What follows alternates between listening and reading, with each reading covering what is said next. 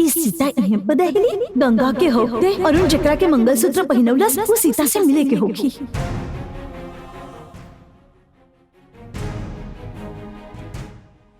पता ना सीता का इला के बाद अब भैरवी क्या करी। सीता सीता सीता सीता कहाँ गईली?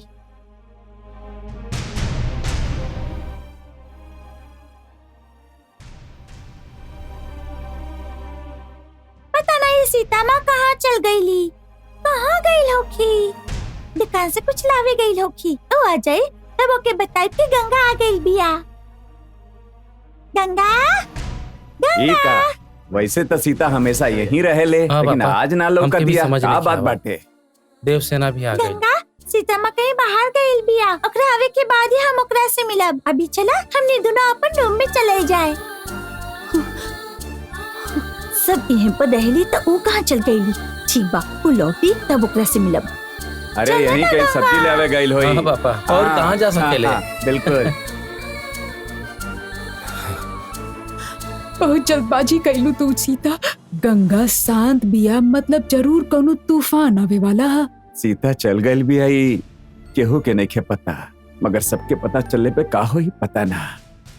गंगा घर लौट आई भैया, लागत है यही से सीता घर छोड़ के चल गई। आज के बाद देवसेना के देखभाल वही करी ऐसा हम सोचले रहने, पर ही नया मुसीबत सामने आ गई बा। हमके जल्दी भैरवी के बतावे के पड़ी। गंगा के सबसे नफरत हो जाए ऐसा हरकत करे के जाके बोलता नहीं ओकरा क्या हम।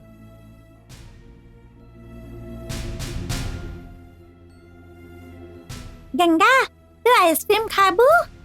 फ्रिज में आइसक्रीम रखल बा, हम तोहरा खातिर लेके आवतानी, हमने साथ में खाई जाए।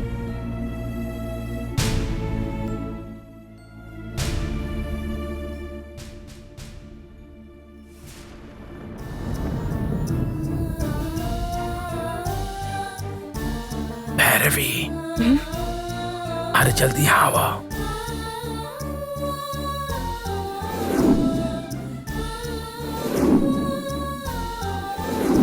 बोला तनी धीरे बोला। भैरवी सीता के बिया जब तू सवाल पूछ लू तो सबके तोहरा ऊपर शक हो जाए, सोच के हम डरा गए रानी। अच्छा भाई कि तू बच गई। जहाँ जरूरत ना हो के हो जाए अपन मुंह मत खोलिए भैरवी। ना बोलो। देखा तू अपन मंत्र शक्ति से बड़ा बड़ा चमत्कार कैले हो, लेकिन घर गृहस्थी वाली साधारण लड़की होखल ये इतना आसान ना होखेला भैरवी। समझ गई। हाँ एक और ही जरूरी बात, धर्मा और देवी गंगा के हर बात पे हर वक्त आंख फाड़ के अपन अपन नजर जमाए रखेले। ओकरा से तोहरा बहुत चौकन्ना रहे के बाद, समझ गई ना? ठीक बा। ये नहीं सीता और अरुण के हमनी के करीब लियाओ के बारे में सोचता नहीं। अब पता चलल सीता घर में ही नहीं खे। अगर वो होई तो देवसेना के देखभाल करल, घर के सब काम करल, ये सब वह करे। सीता इजा नहीं खे मतलब ये सब अब तोहरा के ही करे के पड़ी। तू ओकरा खातिर इजा नहीं खू आई हम जानता नहीं। एक खातिर जितना जल्दी हो सके अरुण तोहरा ऊपर बहुत गुस्सा हो जाए ऐसा कुछ ना कुछ करत रहिया। तू ऐसा करा कि तोहरा के वो घर से हमेशा खातिर निकाल दे। हाँ ठीक बा। हम घर में ना रहनी तब घर में काका बहल रहे, तो घर पे ना रहलू। ये बात सुन के हम बहुत ही रोए लगनी गंगा। फिर पता बा सीता माम के बहुत समझाऊ। उसके बाद तू हमसे फोन पर बात कर लू और हम नॉर्मल हो गई। फिर हमारा बर्थडे रहल। हमारे बर्थडे पर मंजू दादी, देवी दादी सब लोग हमरा खातिर महंगा ड्रेस दे के आयल रहनी, लेकिन वो कपड़ा हमके अच्छा ना लागल। सीता माँ जौन ड्रेस दिले रहले हमके वो बहुत ही अच्छा लगल। रुका हम तो के दिखावतानी।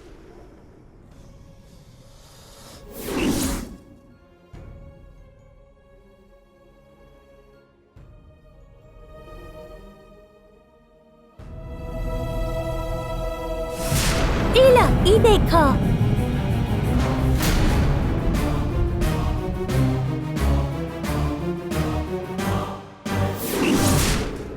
देख सीता माँ अपन साड़ी काट के हमरा खातिर ड्रेस खुदे सिलवली। वो सीता भी देवसेना से बहुत ही प्यार करेली। ये ड्रेस कैसे लागल? हाँ सुपर बा। अच्छा ओ दिन अपन बर्थडे पर का कइलू तू? कुछ ना, हम एक जगह अटक गए रहनी, सब लोग हमके ढूंढत रहले, वही में बहुत देर हो गई। तू ऐसे कहाँ चल गए रहलू? बतावा तू कौन जगह अटक गए रहलू, बतावा ना। तू एक गो राज बा, केहू से मत बताइयो, ऐसन दादाजी कहले रहनी। नौशिखर बतावे से मना कइले बा, यानी जरूर काल चक्र रखे के जगह होगी।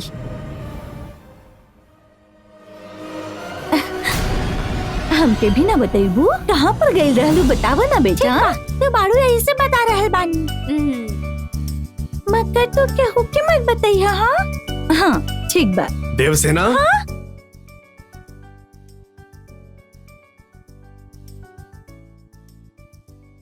क्या भाई पापा? अब देवसेना तू जाके सीता के रूम में सो जा। हाँ पापा, हम सुबह से सीता माँ से मिले ही नहीं थी, हम सीता माँ के पास जाके सुता तानी। हाँ गुड नाइट। बाय।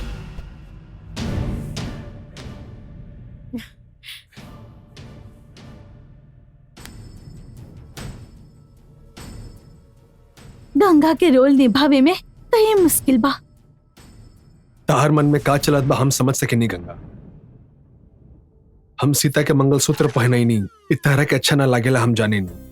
मतलब यह गंगा से होके सीता से शादी कैले बानी, ए बात के बहाना बना के एकरा के पास ना आए देव।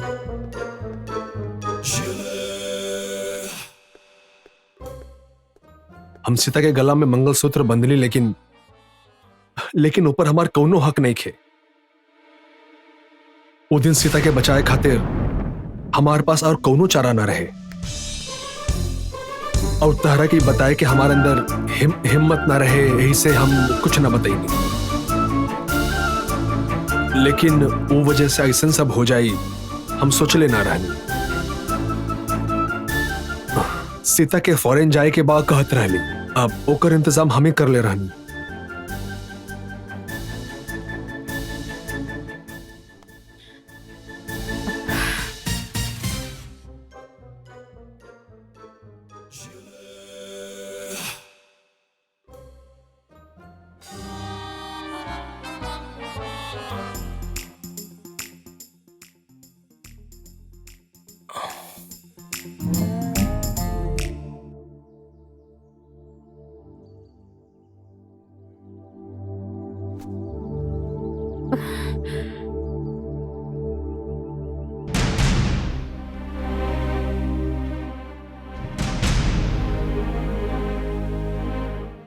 अब हम दोनों के बीच में कब्बो केहू ना आ सकी।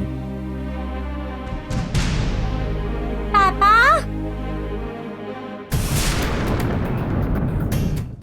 सीता माँ आउट हाउस में नहीं की पापा, वो कहाँ चल गई नहीं के पता, हम यहाँ पर ही सुतत बानी। हाँ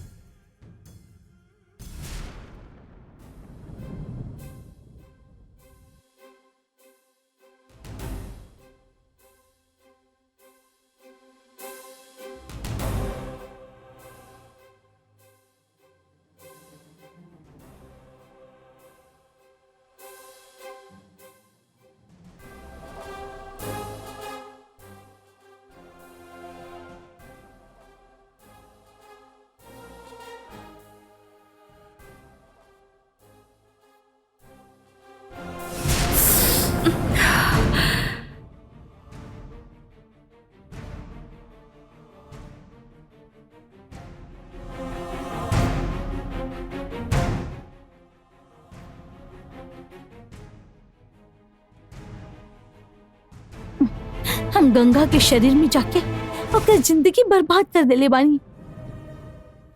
एक भक्त हमारे इतना पूजा कैलस, इतना प्रार्थना कैलस, हमके ओके वरदान देवे की चाहत रहे, लेकिन आज गंगा ही हमके ये वरदान देले बिया। गंगा के रूप हमके मिले से ही हम आसानी से महल में दाखिल हो सकेनी। गंगा के रूप की वजह से केहू की भी शक ना होगी और दरिंदन के पास से हमें काल चक्र भी हासिल कर ले।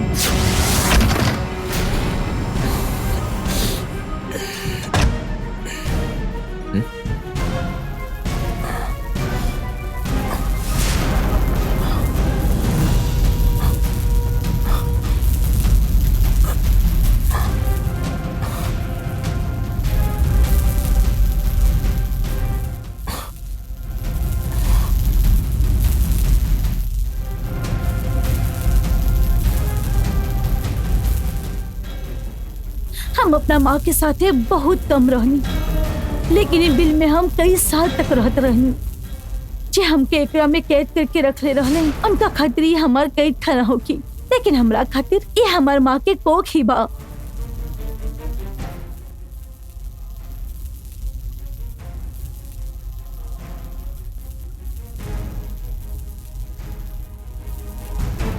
जौन तरह से गंगा ई बिल की पूजा करत रहली, वैसे ही अब हम एकर पूजा करब। ये सिर्फ हमरा खातिर नहीं खे, गंगा खातिर बा। ई बिल में कैद करे वाला दरिंदन में से नंबोदरी की जे तरह से हम बलि लेहनी, वही तरह से हम बाकी के भी बलि लेवे वाला बानी। उससे पहले वन देवी की जे काल चक्र बा, वो हमके देवी के चरणन में रखे के ही होगी और महापार्वती के देहल वचन के हमके पूरा करे के होगी।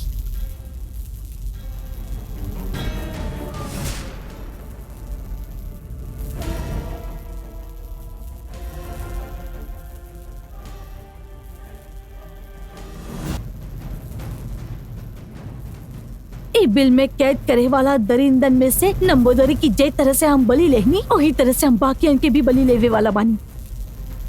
उससे पहले वन देवी की जे काल चक्र बा, वो हमके देवी के चरणन में रखे के ही होगी और महापार्वती के देहल वचन के हमके पूरा करे के होगी।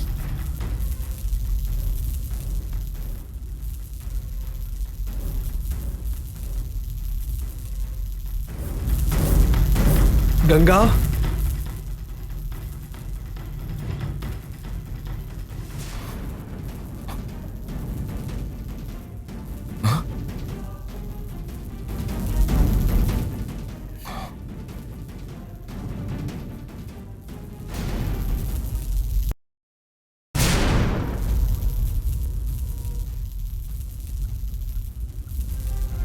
का भइल गंगा? इतना रात के बिल के पास काहे आइलू? देखा ना कितना ठंड बा। चला अंदर, चला चला।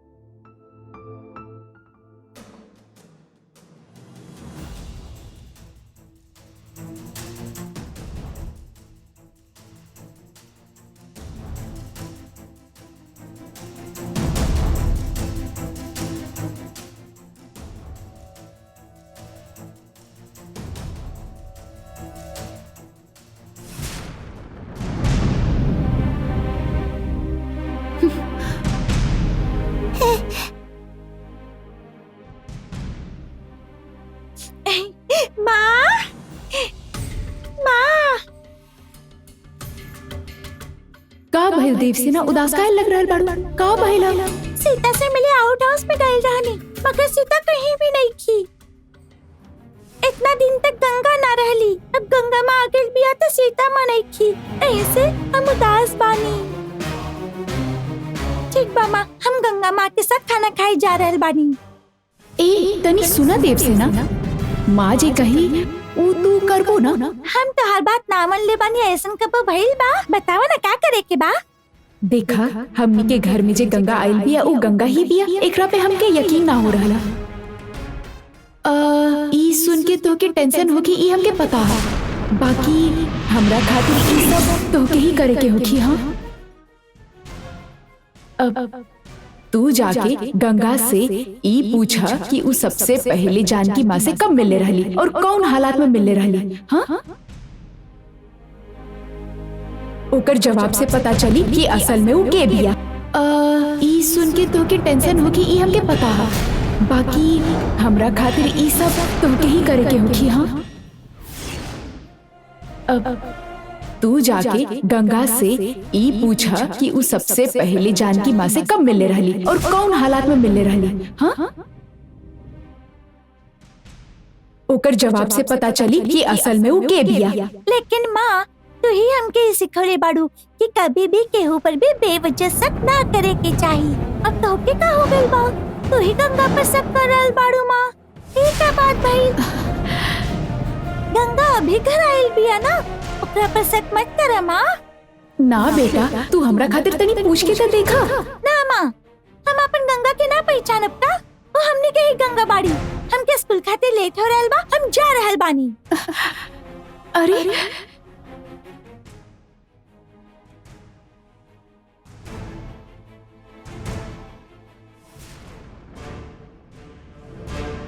मैं आई कम इन सर? यस कम इन। सर अपना कंपनी के अकाउंटेंट पोस्ट खातिर 4 लोगन के इंटरव्यू खातिर बोलौले बानी सर। अगर आप वो लोग के देख ली तो उन लोग में से केहू के अपॉइंट कर सके नहीं सर। उनकरा के एक-एक करके अंदर भेज। ओके सर, आप आइए। Okay sir.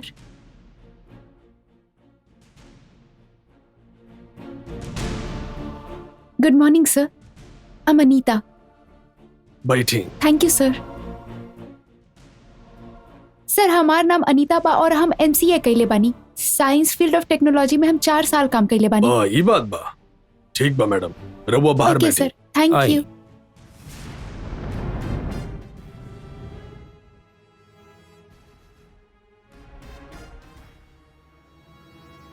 आप आ जाइए।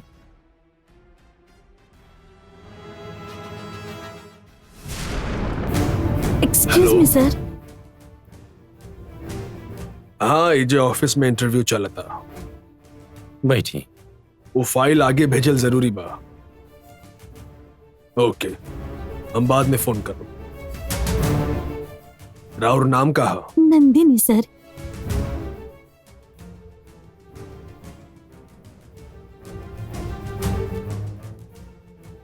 हाँ।